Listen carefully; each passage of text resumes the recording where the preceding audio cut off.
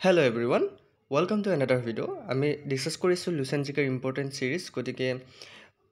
competitive এক্সামৰ কাৰণে বহুত important হ'ব এডিএ বুলিয়ে নহয় ইয়াতে এছএছচি জিডি আসাম পুলিচ আমাৰ ভাৰতৰ যিকোনো ধৰণৰ কম্পিটিটিভ এক্সামৰ কাৰণে আপোনালোকে লুচেন জিকে বুকখন বহুত ইম্পৰ্টেণ্ট গমে পাইছে গতিকে আমাৰ এই ছিৰিজটো আপোনালোকে শেষ কৰিব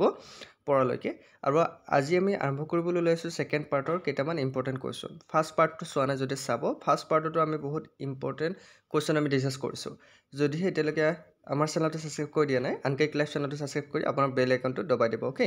যদিহে ভাল পায় যদি বেয়া পায় তেতিয়াহ'লে নালাগে তো আৰম্ভ কৰিবলৈ ওলাইছোঁ আজি ফাৰ্ষ্ট কুৱেশ্যনটো হৈছে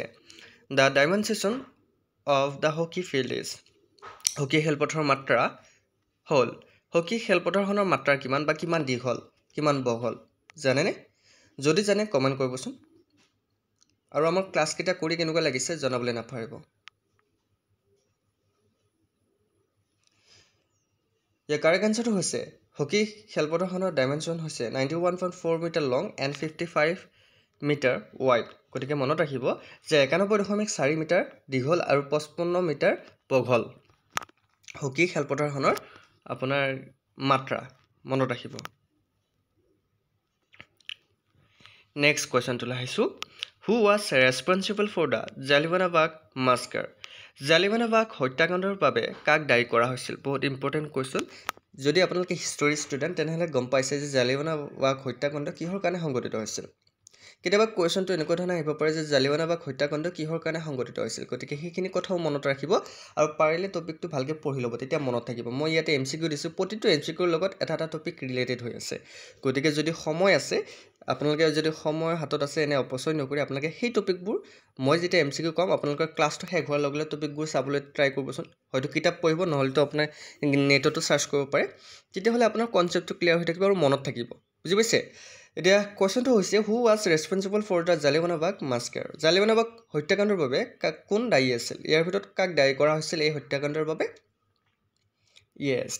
কাৰেক্ট জেনেৰেল ডায়াৰক দায়ী কৰা হৈছিল জালিৱানাবাগ হত্যাকাণ্ডৰ বাবে এইটো মনত ৰাখিব কাক দায়ী কৰা হৈছিল general Dyer okay option D is the right answer next কুৱেশ্যনটোলৈ আহিছোঁ major Dhyan Chand was born in which of the following city of India ভাৰতৰ তলৰ কোনখন চহৰত মেজৰ ধ্যানচান্দৰ জন্ম হৈছিল এই কুৱেশ্যনটো আপোনাৰ এনেকুৱা ধৰণৰ সুধি দিব পাৰে যে মেজৰ ধ্যানচান্দ কোনটো খেলৰ লগত জড়িত তেতিয়া বহুতে হয়তো নাজানে যে ধ্যানচান্দ কোন খেলৰ লগত জড়িত মনত ৰাখিব ধ্যানচান্দ হৈছে হকী খেলৰ লগত জড়িত গতিকে তেখেতক হকীৰ যাদুকৰ বুলিও কোৱা হয় কেতিয়াবা মনত ৰাখিব হকীৰ যাদুকৰ বুলি কাক কোৱা হয় কুৱেশ্যনটো এনেধৰণে আহিব পাৰে তেতিয়া আপোনালোকে লিখিব লাগিব হকীৰ যাদুকৰ হৈছে ধ্যানচান্দ মেজৰ ধ্যানচান্দৰ জন্ম কোন ঠাইত হৈছিল কাৰেক্ট এনচাৰটো হৈছে এলাহাবাদত তেখেতৰ জন্ম হৈছিল ক'ত হৈছিল এলাহাবাদত মনত ৰাখিব নেক্সট কুৱেশ্যনটোলৈ আহিছোঁ what was the slogan of the 2011 census of India 2011 চনৰ ভাৰতৰ লোকপিয়লৰ শ্লোগান কি আছিল 2011 চনত যি লোকপিয়ল হৈছিল সেই লোকপিয়লৰ শ্লোগান কি আছিল আমাৰ ভাৰতৰ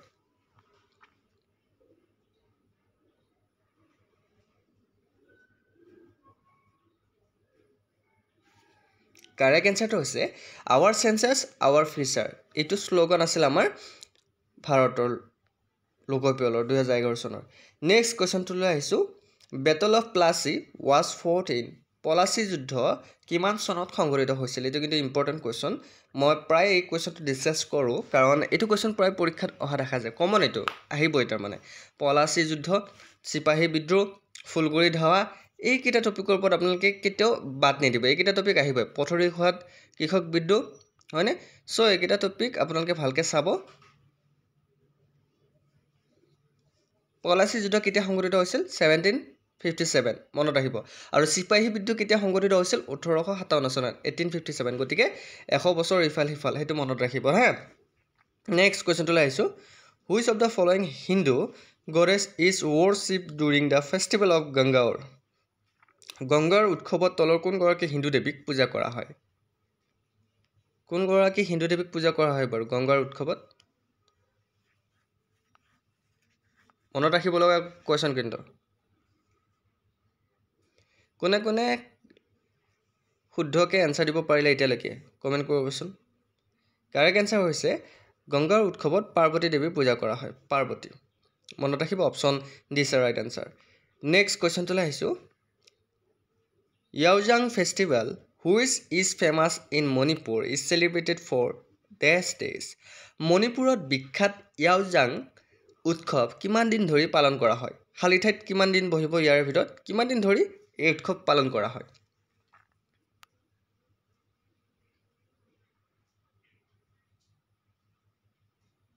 কাৰেক্ট এনসাৰটো হৈছে এই উৎসৱ 5 দিন ধৰি পালন কৰা হয় 5 days মনত ৰাখিব 5 দিন ধৰি কি উৎসৱ পালন কৰা হয় ইয়াওজাং উৎসৱ কেতিয়াবা কোৱেশ্যনটো এনেকুৱা ধৰণে আহিব পাৰে যে ইয়াওজাং উৎসৱ কোনখন ষ্টেটৰ লগত ৰিলেটেড তেতিয়া মনত ৰাখিব লাগিব যে কোৱেশ্যনটো এনেকুৱা ধৰণৰ সুধি দিব পাৰে যে ইয়াওজাং উৎসৱ কোনখন ষ্টেটৰ লগত জড়িত ষ্টেটখন হৈছে মণিপুৰ ওকে কেতিয়াবা কোৱেশ্যনটো এনেকুৱা ধৰণৰ সুধিব পাৰে যে ইয়াওজাং উৎসৱ কিমান দিনলৈ পালন কৰা হয় 5 দিন মনত ৰাখিলে হ'ল নেক্সট কোৱেশ্যনটো আহিছোঁ গ্লাচিয়াৰ আৰ জেনেৰেলি ফাউণ্ড ইন হিমবাহ সাধাৰণতে ক'ত পোৱা যায় হিমবাহ সাধাৰণতে ক'ত পোৱা যায়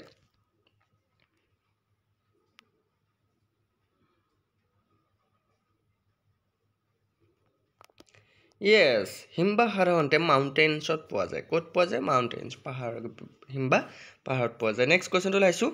হু was the first transgender to be honoured with Padma Shri পদ্মশ্ৰীৰে সন্মানিত হোৱা প্ৰথম ট্ৰেন্সজেণ্ডাৰ কোন আছিল ট্ৰেন্সজেণ্ডাৰ আহিব পাৰে কিন্তু যিয়ে পদ্মশ্ৰীৰে সন্মানিত হৈছিল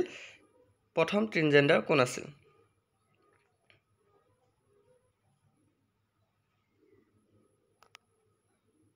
কাৰেক্ট এনসাৰ হৈছে নৰ্থকি নটৰাজ তেখেত হৈছে ট্ৰেন্সজেণ্ডাৰ আৰু তেখেতে পদ্মশ্ৰী বঁটা লাভ কৰিছিল প্ৰথম নেক্সট কুৱেশ্যনটো আহিছোঁ which country is the smallest neighbouring country of India area wise অঞ্চল অনুসৰি কোনখন দেশ ভাৰতৰ আটাইতকৈ সৰু চুবুৰীয়া দেশ ইয়াৰ ভিতৰত কোনখন দেশ ভাৰতৰ আটাইতকৈ সৰু চুবুৰীয়া দেশ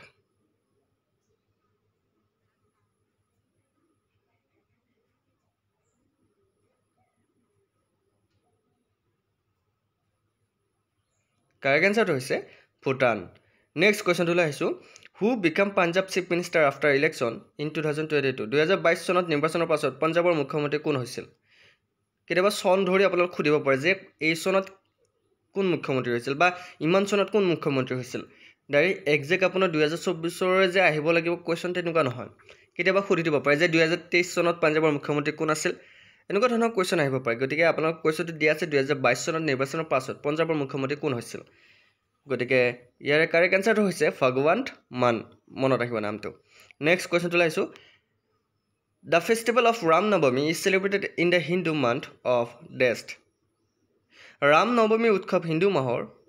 কিমান তাৰিখত বা কোনটো মাহত পালন কৰা হয় কিমানত পালন কৰা হয় হিন্দু মাহৰ কোনটো মাহত পালন কৰা হয় ৰাম নৱমী ইয়াৰ কাৰেক্ট এনসাৰটো হৈছে চৈত্ৰা ওকে চৈত্ৰা মাহ হিন্দু যিটো মাহ সেই মাহত পালন কৰা হয় নেক্সট কুৱেশ্যনটোলৈ আহিছোঁ which article of the Indian constitution's deal with the fundamental duties ভাৰতীয় সংবিধানৰ কোনটো অনুচ্ছেদত মৌলিক কৰ্তব্যৰ বিষয়ে উল্লেখ আছে কোনটো অনুচ্ছেদত মৌলিক কৰ্তব্যৰ বিষয়ে উল্লেখ আছে এইটো কিন্তু বহুত ইম্পৰ্টেণ্ট মৌলিক কৰ্তব্য আমাৰ কেইটা 11টা আৰু কি আছে আপোনালোকে মোক কমেণ্ট কৰি জনাব আৰু কিমান নম্বৰ অনুচ্ছেদ বা আৰ্টিকলত আছে মৌলিক কৰ্তব্যৰ বিষয়ে ফাণ্ডামেণ্টেল ডিউটিজ বিষয়ে Yes, correct answer হৈছে আৰ্টিকল 51A মনত ৰাখিব আৰ্টিকল 51A বা অনুচ্ছেদ 51A কি আছে মৌলিক কৰ্তব্যৰ বিষয়ে উল্লেখ আছে নেক্সট কুৱেশ্যনটো লাইছো which among the following articles of the Indian constitution related to the attorney general of India ভাৰতীয় সংবিধানৰ তলৰ কোনটো অনুচ্ছেদ ভাৰতৰ এটৰ্নি জেনেৰেলৰ সৈতে জড়িত ইয়াৰ ভিতৰত কোনটো অনুচ্ছেদ জড়িত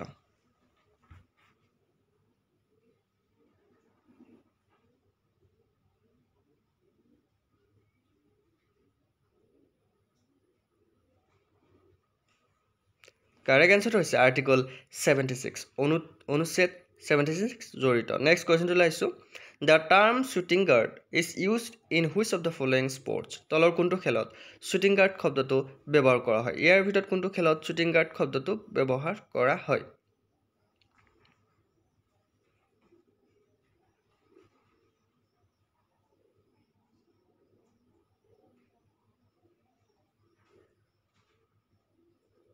ইয়াৰ ভিতৰত বাস্কেটবলত শ্বুটিং গাৰ্ড শব্দটো ব্যৱহাৰ কৰা হয় নেক্সট কুৱেশ্যনটো লাইছোঁ the first ever Khelo India university games were organised in which of the following state তলৰ কোনখন ৰাজ্যত প্ৰথমবাৰৰ বাবে খেলো ইণ্ডিয়া বিশ্ববিদ্যালয় গেমছৰ আয়োজন কৰা হৈছিল ইয়াৰ ভিতৰত কোনখন ৰাজ্যত আয়োজন কৰা হৈছিল খেলো ইণ্ডিয়া বিশ্ববিদ্যালয় গেমছৰ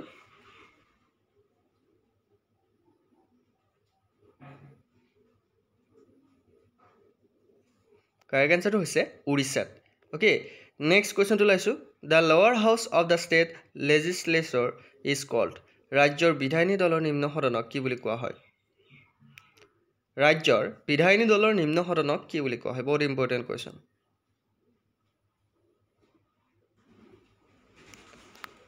কি বুলি কোৱা হয় ইয়াৰ কাৰেক্ট এনসাৰ হৈছে বিধানসভা বুলি কোৱা হয় মনত ৰাখিব নেক্সট কুৱেশ্যনটো লাইছোঁ which of the following Indian state does not share its border with China তলৰ কোনখন ভাৰতীয় ৰাজ্যই চীনৰ সৈতে সীমা ভাগ নকৰে কাৰেক্ট এনসাৰটো হৈছে উত্তৰ প্ৰদেশ নেক্সট কুৱেশ্যনটো লাইছোঁ in which of the following place was the Indian association founded it colonial India ঔপনিৱেশিক ভাৰতত তলৰ কোনটো ঠাইত ভাৰতীয় সংস্থা প্ৰতিষ্ঠা হৈছিল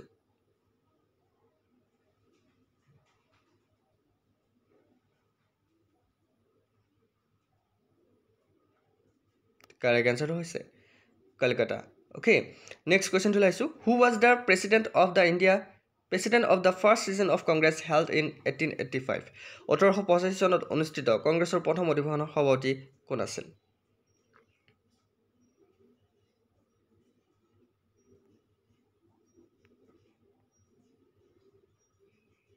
কাৰেক্ট এনসাৰটো হৈছে উমেশ চন্দ্ৰ বেনাৰ্জী ওকে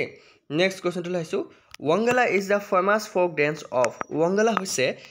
দেশৰ বিখ্যাত লোকনৃত্য এতিয়া ৱাংগালা কাৰ কোনখন ষ্টেটৰ বিখ্যাত লোকনৃত্য আপোনালোকে ক'ব লাগে art and culture related question হয় চ' ৱাংগালা কোনখন ষ্টেটৰ বিখ্যাত লোকনৃত্য কাৰেক্ট এনসাৰ হৈছে ৱাংগালা মেঘালয়ৰ বিখ্যাত লোকনৃত্য নেক্সট কুৱেশ্যনটো লাইছোঁ Mahavir Jayanti is celebrated in the month of ডেছ মহাবীৰ জয়ন্তী কিমান মাহত পালন কৰা হয় বহুত ইম্পৰ্টেণ্ট কুৱেশ্যন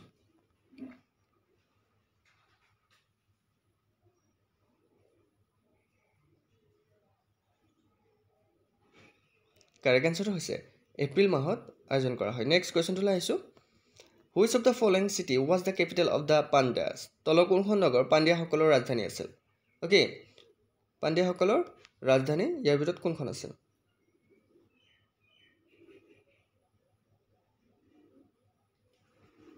কাৰেক্ট এনসাৰটো হৈছে পাণ্ডিয়াসকলৰ ৰাজধানী আছিল আপোনাৰ মাদুৰাই গতিকে মনত ৰাখিব অপশ্যন এ হৈছে ৰাইট এনসাৰ কেতিয়াবা কুৱেশ্যন এনেকুৱা ধৰণে আহিব পাৰে নেক্সট কুৱেশ্যনটো লাইছোঁ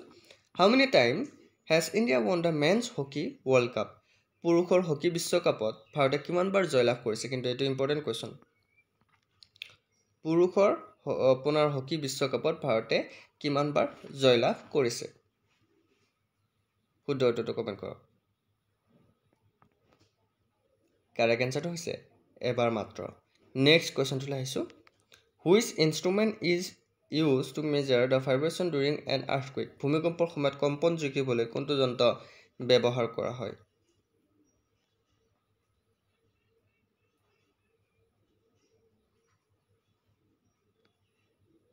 কাৰেক্ট এনসাৰটো হৈছে চেছমোগ্ৰাফ এই যন্ত্ৰবিধ ব্যৱহাৰ কৰা হয় চ' আমি আজি ডিছকাছ কৰিছোঁ 25টা কুৱেশ্যন লুচেন জিকেৰ চ' কুৱেশ্যনকেইটা কেনেকুৱা লাগিছে জনাবলৈ নাপাহৰিব যদি ভাল লাগিছে আমাৰ চেনেলটো ছাবস্ক্ৰাইব কৰি দিব আৰু লগ বন্ধুকো শ্বেয়াৰ কৰি দিব ভিডিঅ'টো অ'কে আজিলৈ মানে নেক্সট ক্লাছত আকৌ লগ পাই আছোঁ তেতিয়ালৈকে বাই বাই